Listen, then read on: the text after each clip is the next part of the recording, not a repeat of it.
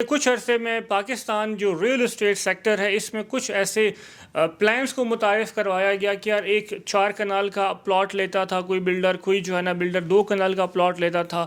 اس پہ وہ بلڈنگ ابھی بالکل اس کی ڈگنگ ہی نہیں ہوئی ہے بٹ رینٹل انکم دینا شروع کر دیتے تھے. ایک تو سب سے بڑی بات یہ ہے کہ یہ اسلام میں ہی جائز نہیں ہے. انویسٹرز کو ضرور یہ کہتے تھے کہ یار یہ چیز ایگزسٹ نہیں کر رہی، اس میں آپ کا پیسہ ہی آپ کو واپس دیا جا رہا ہے اور وہ بھی شارٹ ٹرم کے لیے دیا جائے گا، بعد میں آپ پچھتائیں گے. خود سے ہی اس کو 1,10,000 20,000 میں ڈیمانڈ سپلائی کے ساتھ پلے کر کے اینڈ یوزر کو اس طرف جو ہے نا توجہ دلائی جاتی تھی کہ یار یہ دیکھیں شارٹ ٹرم انویسٹمنٹ ہے، اس میں آج آپ فائل لیں گے تو شام میں آپ کو اتنا پروفٹ ہوگا. تو وہ بھی کائنڈ آف سٹا تھا. پھر فائلر نان فائلر والا ایک فرق ہمارا جو ہے نا، فائلر کو جنتی قرار دیا گیا اور نان فائلر کو جو ہے نا وہ دوزخی قرار دیا گیا. اس طرح کی کچھ پالیسیز بنائی گئی کیونکہ ہمارا ملک الحمدللہ اللہ پاک کی طرف سے ہمیں تحفہ ملا ہے بٹ ہمیں اس کی قدر نہیں ہے پراپر طریقے سے، اور ہم اس ملک کو ایز سسٹم میں لا کر سسٹمیٹک طریقے سے چلانا نہیں چاہتے.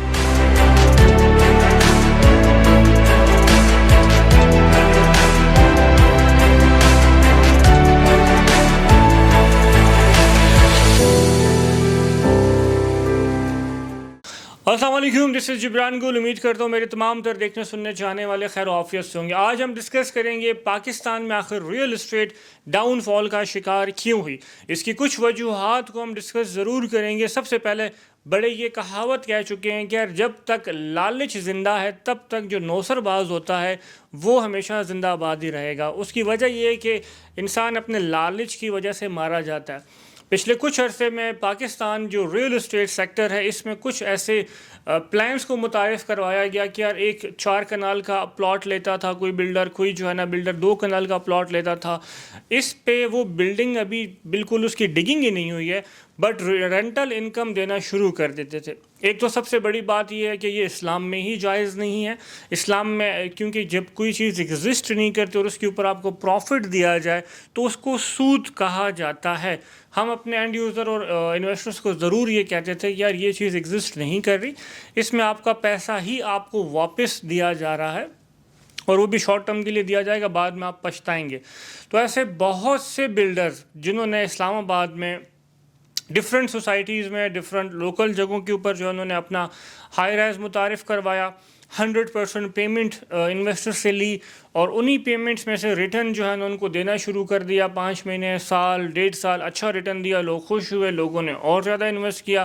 بٹ وقت کے ساتھ ساتھ وہ تمام تر ہائی رائز بلڈنگز، وہ تمام تر پروجیکٹس اس وقت پاکستان میں اسلام آباد میں ایگزسٹ نہیں کرتے. ان کے تمام تر آنرز پاکستان کو چھوڑ چکے ہیں، کوئی چھپ چکے ہیں، بہت سو کے اوپر جو ہے نا نیب کے کیسز چل رہے ہیں اور وہ تمام تر اینڈ یوزرز کا اور انویسٹرز کا پیسہ وہاں پر ڈمپ ہو چکا ہے. کیونکہ ایک پراپرٹی جب ایگزسٹ نہیں کرتی تو آپ کیسے اس میں انویسٹ کریں گے، اور آپ پروفٹ جو لے رہے ہیں وہ سود کنسیڈر کیا جاتا ہے. اس کے علاوہ جو دوسرا ایک پرابلم آیا 2018 سے لے کر اب 2025 تک کہ ریئل اسٹیٹ سیکٹر کے اندر ایک دم سے جو ہاؤسنگ پروجیکٹس کا ایک بہت بڑا ایک ہائپ بنی. ہر ایک بندے نے جو ہے نا منہ اٹھایا اور سوسائٹی بنانا شروع کر دی. اور ہمارے اس طرح کے 2 سیکٹرز ہیں ہمارے جہاں پہ ڈیلر حضرات بہت زیادہ ہیں. اس میں پرابلم یہ آیا کہ ایک ٹریڈنگ کا لفظ یوز ہوتا ہے ہمارے ریئل اسٹیٹ میں، اور ہر ایک سیکٹر میں ٹریڈنگ کا ورڈ یوز ہوتا ہے.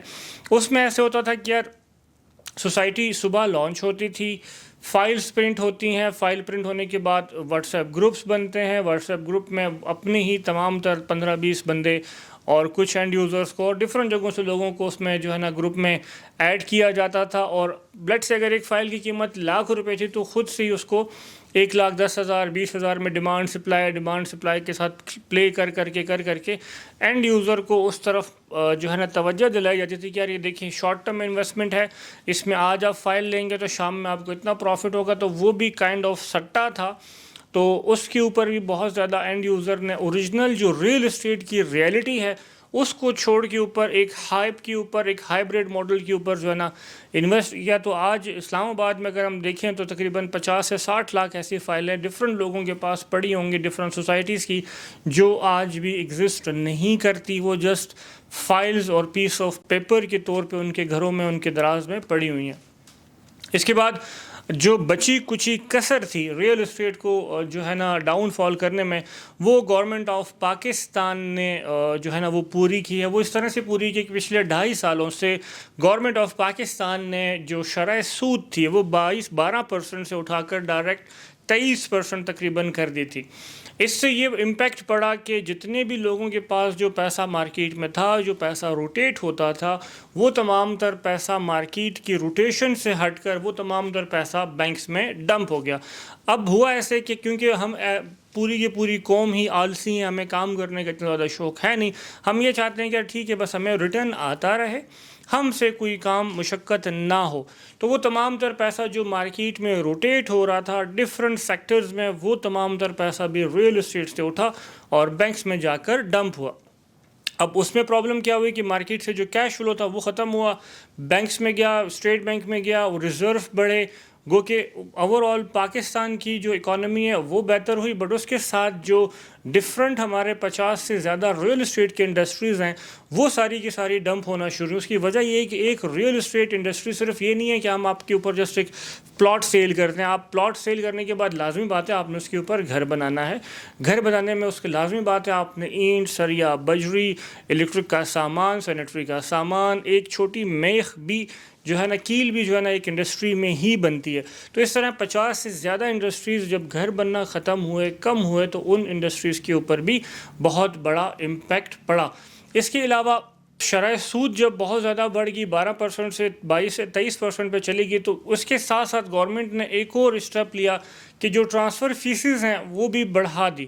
لیٹ سے اگر ایک ٹرانسفر فیس پہلے 5 مرلہ پلاٹ کے اوپر ₹1,00,000 تھی تو اس کو 2 لاکھ کر دیا، 4 لاکھ کر دیا. پھر فائلر نان فائلر والا ایک فرق ہمارا جو ہے نا، فائلر کو جنتی قرار دیا گیا اور نان فائلر کو جو ہے نا وہ دوزخی قرار دیا گیا. اس طرح کی کچھ پالیسیز بنائی گئی کیونکہ ہمارا ملک الحمدللہ اللہ پاک کی طرف سے ہمیں تحفہ ملا ہے، بٹ اسے ہمیں اس کی قدر نہیں ہے پراپر طریقے سے، اور ہم اس ملک کو ایز سسٹم میں لا کر سسٹمیٹک طریقے سے چلانا نہیں چاہتے. جو بھی گورنمنٹ آتی ہے وہ اپنے حساب سے انیشیٹو لیتی ہے، دوسری گورنمنٹ آتی ہے وہ تمام تر ان چیزوں کو کراس کر کے اپنے جو ہے نا فارمولاز بناتی ہے. باہر کی کنٹریز میں ایسے نہیں ہوتا.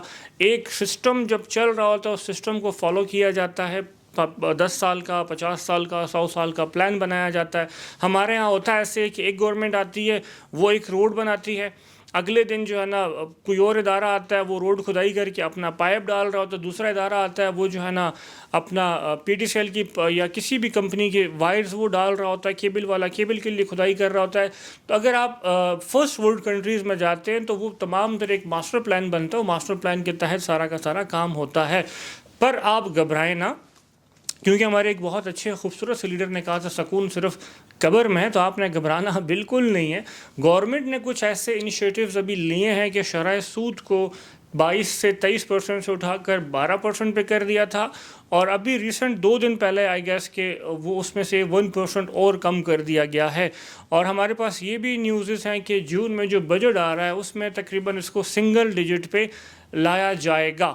اس کے ساتھ ساتھ ریئل اسٹیٹ انڈسٹری کو جو ہے نا پراپر طریقے سے جو ہے نا سسٹمیٹک کیا جا رہا ہے، ون ونڈو سلوشن کی طرف لے جایا جا رہا ہے کہ کوئی اگر بلڈر وہ سوسائٹی بنانا چاہ رہا ہے، کوئی ڈیولپر جو ہے نا وہ ہائی رائز بنانا چاہ رہا ہے، تو ان تمام تر چیزوں کے لیے ون ونڈو سلوشن بھی دی جا رہی ہے. میں نے جس طرح لاسٹ ویڈیو میں بھی کہا تھا کہ آپ نے کہیں پہ بھی انویسٹ کرنا ہے، پہلے آپ نے بلڈر کی پروفائل دیکھنی ہے، اس کے این او سیز دیکھنے ہیں، وہ کس مائنڈ سیٹ سے کام کر رہا ہے، ان کا ویژن کیا ہے، پھر آپ ریئل اسٹیٹ میں انویسٹ کریں. اور جاتے جاتے میں آپ کو ایک لفظ ضرور کہوں کہ پچھلے 2.5 سالوں سے جتنے میں نے آپ کو یہ فیکٹرز بتائے ہیں، ان کے باوجود بھی جو اوریجنل ریئل اسٹیٹ کی ریالٹی تھی وہ ہے. ہم بہت بڑی مثال دے سکتے ہیں کہ اس وقت میں اسلام آباد بلو ایریا میں موجود ہوں، اور میرے سراؤنڈنگ میں F8 F6 اور جتنے بھی سیکٹرز ہیں اسلام آباد میں، ان تمام تر کے ریٹس اگر 2.5 سال پہلے اگر لیٹ سے پلاٹ اگر کروڑ روپے کا تھا تو آج 2.5 کروڑ روپے کا. وجہ اس کی یہ ہے کہ اوریجنل جو ریئل اسٹیٹ کی ریالٹی ہے وہ آج بھی موجود ہے، اس میں آپ انویسٹ کریں. پلاٹس میں آپ انویسٹ کریں. فائل سسٹم میں اگر انویسٹ کرتے ہیں تو کریڈیبل جو سوسائٹیز ہیں ان کے ساتھ انویسٹ کریں تاکہ آپ کو فائدہ ہو اور آپ کے جتنے لاسز ہوئے ہیں وہ ریکور ہوں. دیے گئے نمبرز پہ رابطہ کریں. اس طرح کی مزید ویڈیوز اگر آپ چاہتے ہیں کہ ہم کسی پروجیکٹ پہ بنائیں تو ہمارے کامنٹ سیکشن میں آپ ضرور ہمیں بتائیں.